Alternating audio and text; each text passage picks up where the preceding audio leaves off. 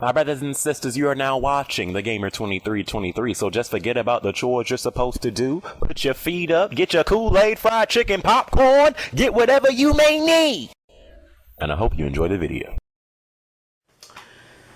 You know, since this generation of gaming has started, let's be honest, we've seen a lot of disappointing games, okay? From Killzone, Shadowfall, to Rise, Son of Rome, to Titanfall, to Infamous Second Son, to Watch Dogs, to Beneath the Ruins of a to Destiny, the latest one. I still am like dumbfounded how that game turned out. But the point is, we've seen a lot of disappointment, you know, from these games so far this gen, and you know, is leaving a lot of a lot of people saying like, yo, when are we like actually going to get great games that, you know, we really enjoy and can play for some time? So you know, when I seen this game, I was like, you know what, I'm liking what I'm liking what I'm seeing from this game. You know, it was really intriguing to me what I was seeing. So I was like, you know what, when this game comes out, and especially because I want to start playing some RPG titles on these next gen consoles, I was like, you know what, why not start off with this one? I'm liking what I'm seeing, but I didn't hype it up too much, because if you hype up a game these days, you're like you're jinxing it to fail.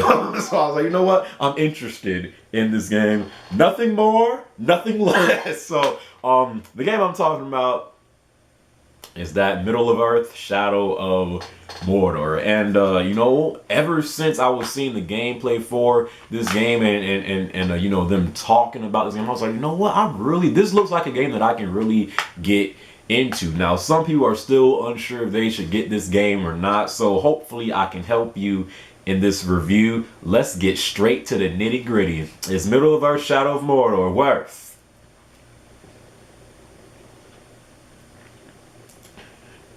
the 60 bones?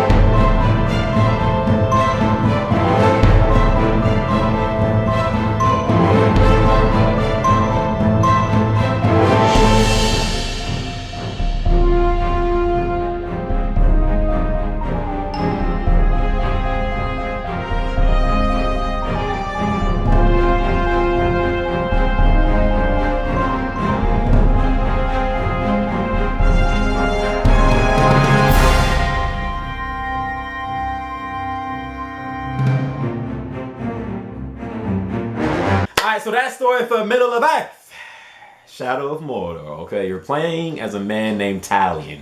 Talion is a ranger at the Black Gate, voice acted by Troy Baker, if I might add. You know, and straight off the bat, his wife and son, they get killed by Sauron and his Uruk forces. So the game just started. He's dead, his wife is dead, his son is dead, okay? He actually gets a curse put on him that revives him back to life, but now he has the spirit known as the Wraith, which you learn more about him as the story goes on. So he now has this spirit known as the Wraith, like kind of within, you know, within him. So he's trying to figure out who this spirit is. He's trying to figure out, how am I alive again? And now, since he's alive again, he's like, you know what?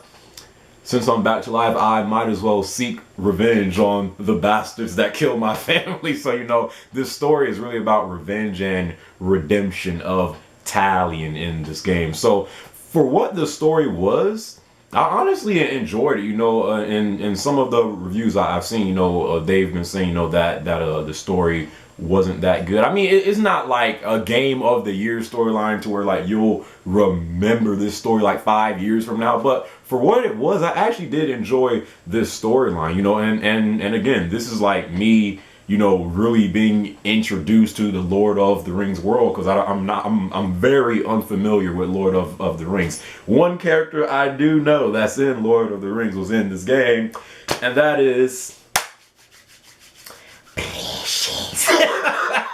Gollum is in this story, and I like what they did with him. You know, I think this story had some great characters. The voice acting was not that bad. I kind of enjoyed the plot somewhat. I mean, the story for me, I actually enjoyed the story for what it was. You know, so I was really it's a decent storyline. The only thing I could say if I did have a problem with the story is this: there's only 20 main missions. It is kind of, you can't kind of beat this story fast, you know, if you really try to, because there's only 20 story missions. So, but aside from that, I honestly enjoyed the storyline for what it was in this game. Getting to the gameplay in this game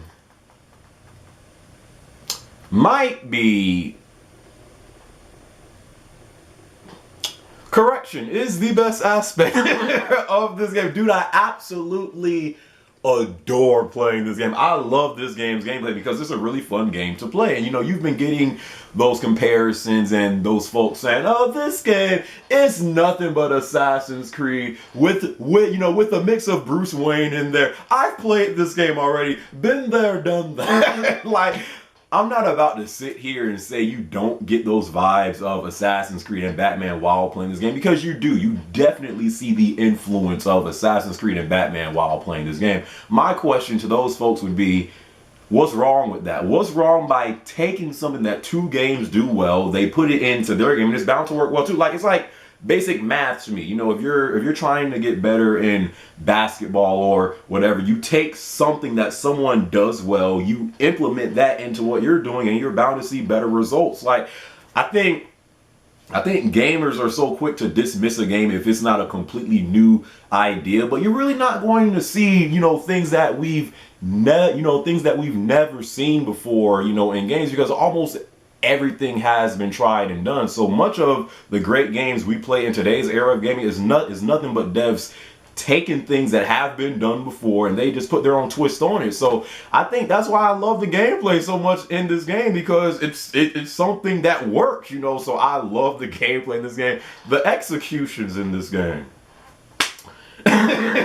I love when a game that's rated M for mature is not shy about saying, okay, this is why we're rated M for mature, because the executions in this game, when you brutalize the orcs, man, that junk is sick, dude. I think my favorite execution that I've did so far, because sometimes he will bust out a new move that I've never seen before. I'm just like, but my favorite execution that I've seen so far is when like an orc is on his knees and you pull his head back and then he sticks the sword through the orc's mouth and it goes through. some of the most brutal executions in this game, and I love that about it. I love when I just decapitate suckers in this game, because it just adds to, you know, the game's fighting. You know, of course, with the fighting mechanics, you know, and to counter, you know, the attacks, you press triangle. Of course, that's from Batman. But again, that's why I think I love the gameplay so much in this game, because it works well in those games. Why wouldn't it work well in this game? So I love the gameplay. The gameplay in this game, I think, is the best aspect of this game. Getting to the Nemesis system.